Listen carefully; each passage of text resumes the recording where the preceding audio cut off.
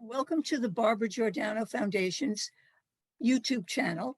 The purpose of the foundation, or the mission of the foundation, is really twofold. One is to provide services to women veterans that they might not be able to get readily other places, such as equine therapy and EFT, tapping and meditation, etc.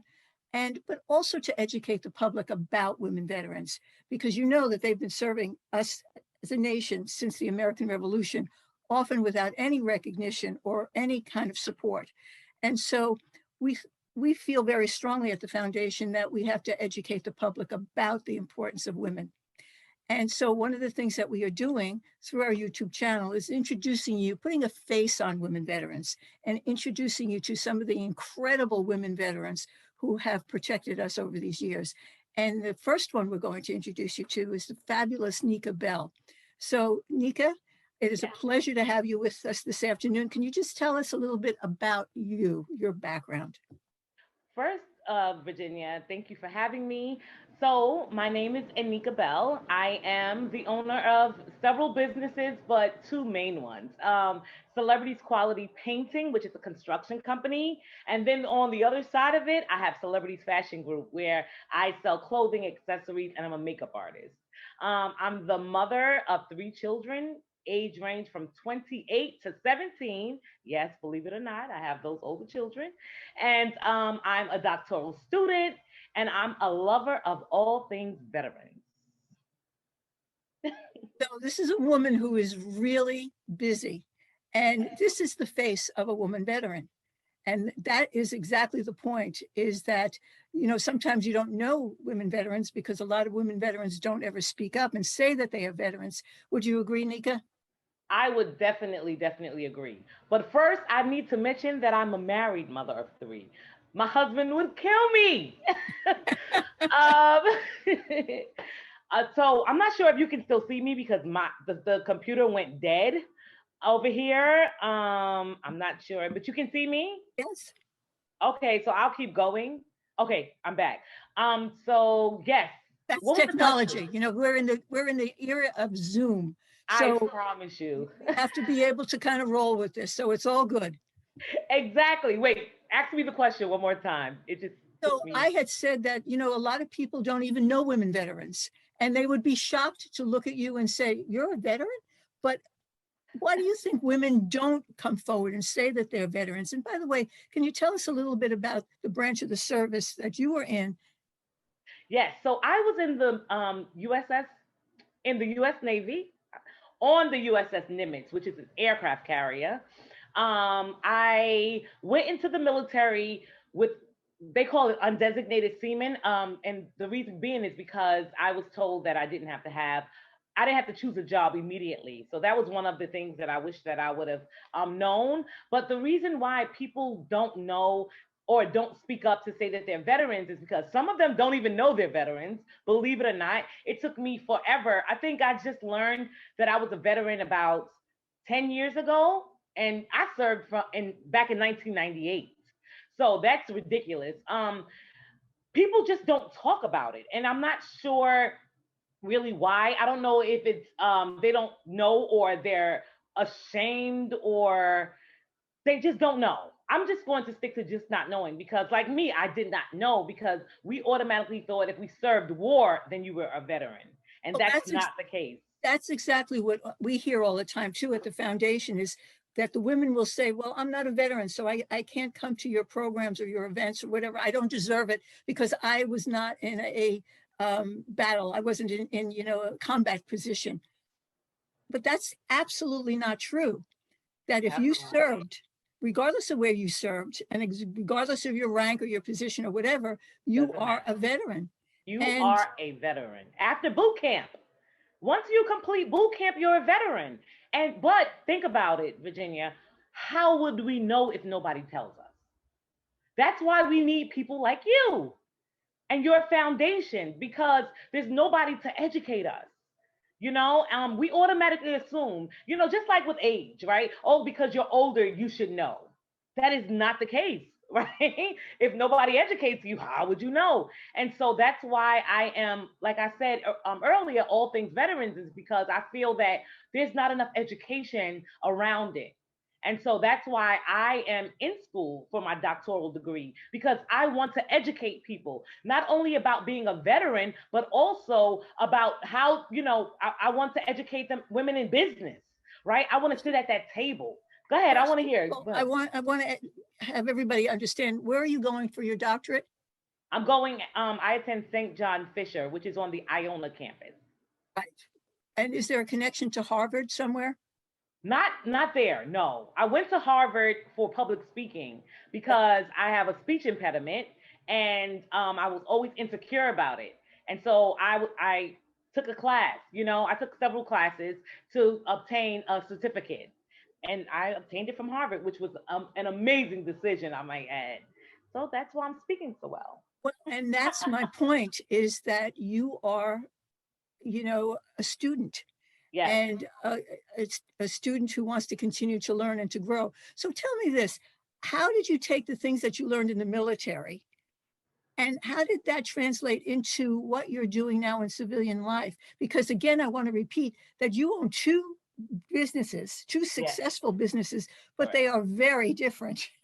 Very different. I mean, everybody looking at you could look at you and say, of course, she's going to be in fashion and she's going to do makeup and all of those fabulous things but the other part of it, I think people would say, no way. But if you can talk to us about that, that would be great. Right. Well, so in the military, like I said, I was an undesignated seaman, which means that I didn't have a job. When you go into the Navy without a job, they place you wherever they need you. I was placed on the paint team, which means that I painted aircraft carriers.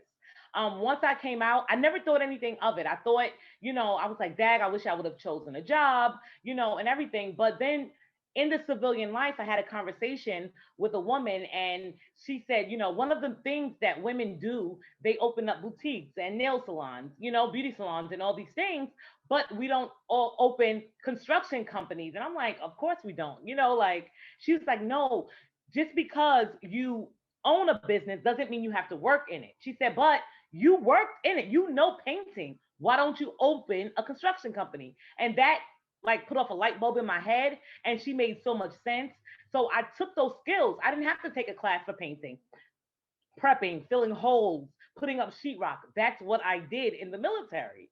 And so now, even though I work sometimes within my company, I hire people, and because of the military, I know what to look for. I know what paint to use, And so it was just such a blessing. What I thought was, I was disappointed because I really wanted to be an air traffic control, into air traffic control. But I see now why my path was the way it was, because look at where it led me, You made something out of that position into something that has made you marketable and successive.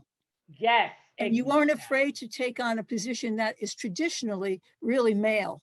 It's really male, right? Have you met success as a woman entrepreneur having a construction business? Well, of course, like I need to mention, I just won my first government contract. And yes, and they're giving me resistance. As soon as they saw Nneka, with a name like Nneka, you're not going to mistake it for, you could tell that I'm Black, right? Without meeting me. And so, he gave me resistance over the phone. He's still giving it to me. Oh, do you want it? Or whatever. But the goal is, that's why I always tell people, go back and educate yourself. Surround yourself by people who you want to, be like somewhat. Like, so my goal was to expand my vocabulary, broaden it. And so I'm able, and to have the knowledge in the business. I don't have to know everything, but I know how to speak. I know what to say, So when he was talking to me, trying to deter me from the contract that I won, I knew how to, give him back what he was giving me. And so now he had to sit back and like, I can't mess with her, And so it instead of it deterring me, it excited me, because I know now that all the education, all the people I'm surrounded by, they're wearing off on me, and I'm able to, come at them when they come at me, should I say. So obviously the painting helped you to set up this company, and your business, your successful business. But was there something about the military that helped you also to be successful? Of course, that discipline, well, I didn't serve a whole lot of time, but the time that I did serve, which is a little less than 2 years, was enough because it taught me how that I didn't have to talk back every time somebody talked back. I didn't have to yell, because we couldn't do it anyway. You understand? But it taught me how to take the pen and put it to paper. It taught me how to allow people to speak and then to come back and then I can say something, so it taught me so much and camaraderie, how to work with people. I'm a great leader because of the military, because I was led and then they gave me to position to lead my division through battle station. So I'm the one that got us through the fires, through the gas chamber, overnight, that when we had to stay up for 24 hours fighting all these fires and things like that. I led my whole division. I think it was like 60 something women, because of what I was taught. And I'm still leading women today. So the military for me changed my whole life. Why do you think, though, that there are women who, when they leave the military, they just can't find their place, their passion, that there is certainly a high percentage of suicide among women veterans. There's a high percentage of homelessness among women veterans. Why do you think that is? Because we don't ask, right? We don't ask. And so I'm still struggling with it. Please, I'm not there yet because I have a problem with asking. And the Bible says you have not because you ask not. And so we need to ask and open up our mouths because I had no idea. I was homeless at one time and I walked into Viviana DeCohen's office. This is before we became friends. And she's the one that told me about services for homelessness. I had no idea. You understand? And they helped me with my rent. There's so many services out there for us, but we are ashamed to tell people our situation. But I was desperate. So I went to her, trusted in her. And look at me today. She changed my life because she opened up the doors and told me the services that were available to us. And then from talking to her, she introduced me to this one and that one. And that's what we need to do. Just tell somebody, reach out to somebody and let them, even if they can't help you, they'll put you in front of people that can help you. And You so have to that's be open to that. You have to be open to it. You have to be willing to extend yourself that way. Just so people know, Viviana DeCohen, at the time that Nneka met her, was at Mercy College.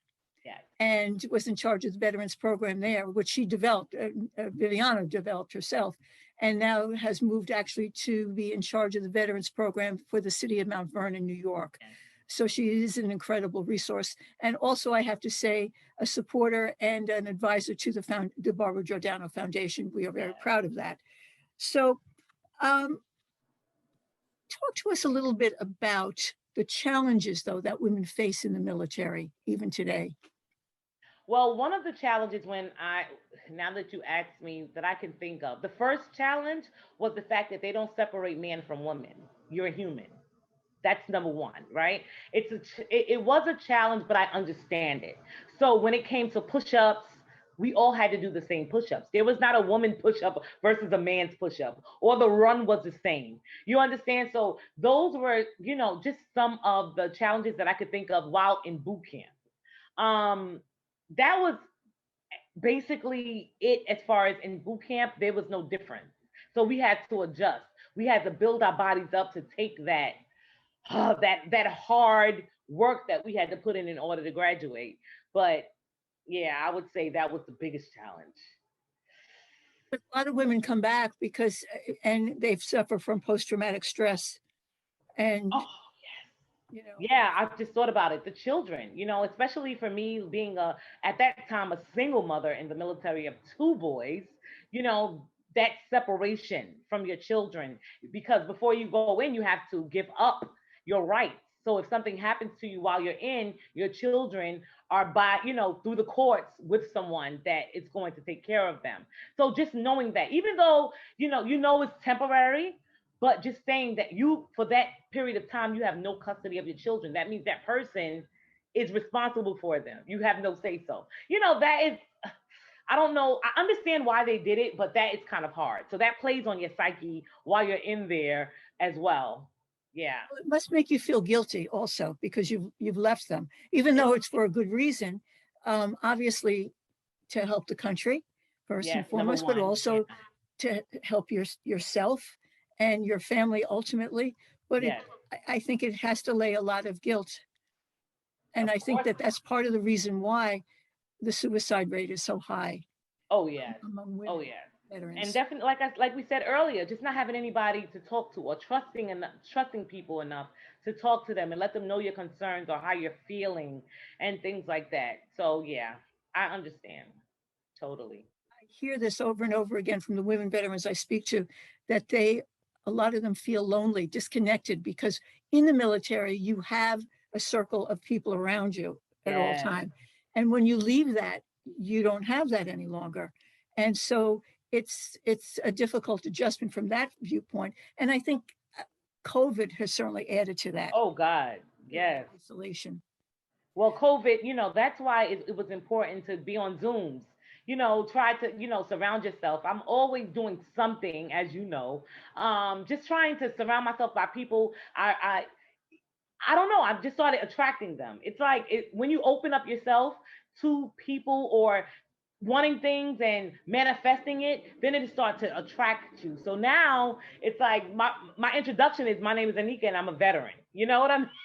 And then they'll be like, well, I am too. You get it? And so that's how I'm able to keep myself surrounded by it. And when I just said that, I thought of something. I talked to you about the construction company. We tapped on me being owning the boutique, which fashion is my passion, and that's why I have the boutique. I love when women not only feel good on the outside, but they feel good on the inside. So I'm trying to do both, because when they walk through the doors, I feel like they're all mine.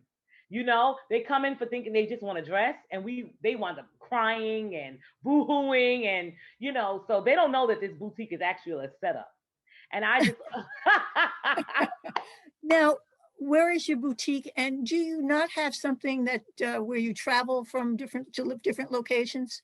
Yes. Oh, I'm glad that you asked. So the boutique, the brick and mortar is located in New Jersey, in Teaneck, New Jersey, right on Cedar Lane. And I am having a grand opening to a truck. So I used to own a fashion truck before I had this brick and mortar. But then I thought about it. I didn't want the truck to just be for me. There were so many women, veteran women and civilian women that came on my truck. It was like, oh, I always wanted it, but could never afford it. So I sold that truck, and now the new truck is called a vendor's dream, which means that if you own a business, if you have a product or a service, you can rent this truck out and have a platform. I call it the Airbnb for vendors. And on the side, it says veteran, operated, and owned. Because I wanted veterans, and you'll see it soon, Virginia. I wanted veterans to know that this is for you, right? And I put it on both sides and in the back. Like, so if you're walking by the truck, you know that this is really for you. And the goal is just to hire veterans, because we have vendor licenses to sell on the street. A lot of veterans don't know that. We only have to pay $10 a year for this license that civilians wish they had. Great opportunity. Can you give us how do people get in touch with you about this? Yes. Well, I'm so public on social media, but you can just Google me. But my name is Nneka Bell, Nneka Bell. I'm sure that you have it in there somewhere at the bottom. You can email avengersdream.com, info@avengersdream.com. You can find us on Facebook, A Vendor's Dream. They just, what is that called? Hijack or whatever, the Instagram. So now I don't have Instagram right at this present. I'm fighting for that, but I'm going to come back. That means that something great is going to happen. If they already trying, China just did whatever to it. I don't know. Correct. But a vendor's dream, just look it up. It's for you. If you have a product or service, that's what it's for. And if you're a veteran, you get a discount. So just stay tuned for that as well. Just reach out to me. I'm here for you. That is fabulous. I mean, I think what a great idea. But you see how it morphed from one thing to the next to the next.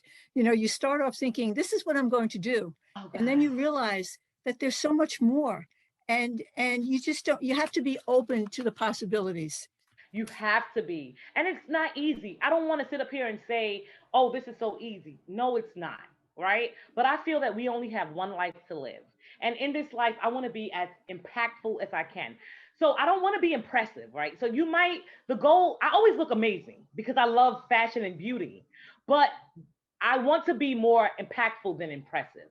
So if you walk away or you hear my voice or you are around me and you think about what I said versus how I looked, that is my goal. And I want to impact as many people. So even though I say I'm tired and I just want to ask my husband, I'm like, I just close the store. He's like, no, you will not. This is why God created you. And so people like me is who you want to be connected by, because I can give you energy and you give me energy and we can feed off of each other. So just, tell us one bit of advice that you would give to other women veterans. I would say the first thing that came to mind is don't give up. Fight. Don't give up. If you're suffering from depression, don't give up. Because on that next side, that next day, your whole life can change. But you won't know if it changes if you don't live. So you have to live. And even if we don't suffer from depression and we go through, you have to understand that the reason why we go through is it's setting us up for what we're about to. Like, if I didn't go through everything I went through, there's no way that I would be able to survive today with all the things that happened, the challenges, oh my God, I go through so many, but I can't give up. I have to just keep going. I have to keep fighting, because that next day somebody can say here, or that next day I can be introduced to somebody that changes my life, that takes me to the next level. So you have to just don't give up. That is what I'm going to give you. That's incredible advice. And then I guess finally, can you say something about the foundation, the Barbara Giordano Foundation? Since our mission is solely about women veterans, there are a lot of organizations that are for veterans, Yes. but very few that are specifically for women veterans, and certainly very few that are for women veterans run by a board of women. So Right. our focus is very much on what women need. So about your foundation, I just first want to say thank you. I don't think I ever said thank you. I think we just talked and I'm like, no problem, I got you, but just saying thank you because we need services like yours. There's not, for me, I didn't know, you're the first one, because I didn't know that these services actually existed. And the fact that, like you said, they're ran by women, so women understand women. You didn't have a committee of men sitting on talking about we're helping women. So we have empathy, and you understand. And I just want to say that we appreciate this. And the fact that you never strayed away. You didn't say, okay, I'm going to do this for civilians now. You said it's for veterans, it's strictly for veterans, women veterans, and this is how we're staying. And I appreciate your consistency. And you're always trying to present us with stuff. Don't you have the peace garden coming? Like, it's always something, and I always want to be a part of it. Well, really appreciate that. And yes, since you mentioned the Peace Garden, Yes. what the foundation decided to do was to kind of put women veterans in everybody's face in a very nice way, which is that we thought that we would design a garden specifically dedicated to women veterans. And as far as we can tell, it's the only public garden in the United States that's actually dedicated to women veterans. And so we're actually going to have the dedication of this beautiful garden on November 13th. It's a 13th. I Saturday, know. November Yes. 13th. Let me write Is that down. after Veterans Day, Yes. and it's located at the Greenberg Public Library. Beautiful spot. So we hope we'll put out information about it later on and talk about that. But I wanted everybody to really meet Nneka, because this is the face of a woman veteran. This is who has dedicated her life to us as a nation, as people, and then when leaving the military, continued to look out for us and to value women. And so I just want to thank you for that, and say to you how much we appreciate what you've done and what you represent. And we're just very happy to know you. Thank you so much. And as I stated, if you need me, I'm here for you. I'm very, very personable. Yes, I am busy, but I will get back to you. You understand? If I don't answer, but I don't, do a lot of texting. So you will receive a call from me. period. So if you need me, if you have questions, concerns, issues, if I can't help you, I'm connected to somebody that can. So please feel free to utilize my information that Virginia puts on, down, I guess at the bottom, how they say it down At there. the end of this, absolutely. Yes, feel free to reach out to me. I am definitely available. And I think that that's the point, is that we're better when we're together than when we're trying Yes. to do everything by ourselves. And so that's an important lesson also, and an important message. And we're going to end on that note. But again, thank you so much. And we really appreciate you. And thank you for your service and You're your continued welcome. service. You're welcome. Thank you so much.